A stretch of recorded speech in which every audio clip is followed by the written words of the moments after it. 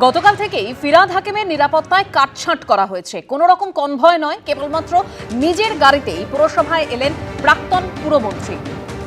ফিরহাদ হাকিমের কনভয় তুলে নেওয়া হয়েছে, কমেছে পুলিশের সংখ্যাও।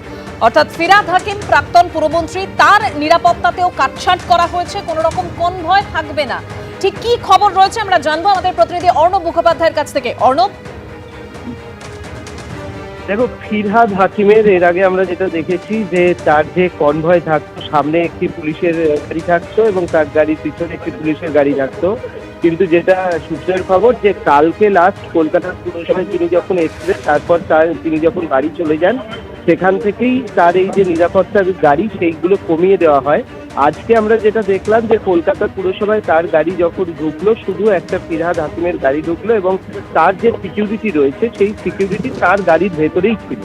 অর্থাৎ সিকিউরিটি আছে, কিন্তু সেই নিরাপত্তায় কিন্তু কাটছাঁট করা হচ্ছে। কারণ এর আগে আমরা যেরকম দেখতাম একটা কনভয় নিয়ে তোমার মেয়র ফিরহাদ হাকিম তিনি যাচ্ছেন, অর্থাৎ কনভয়ের আগে পুলিশের গাড়ি, তার পিছনে একটি পুলিশের গাড়ি, সেই কনভয়েতে কিন্তু কাটছাঁট করা হয়েছে। তিনি আজকে তার শুধু নিজের গাড়িতেই এসেছেন এবং সেই গাড়ির মধ্যেই তার নিরাপত্তায় যারা রয়েছেন তারাও ছিল।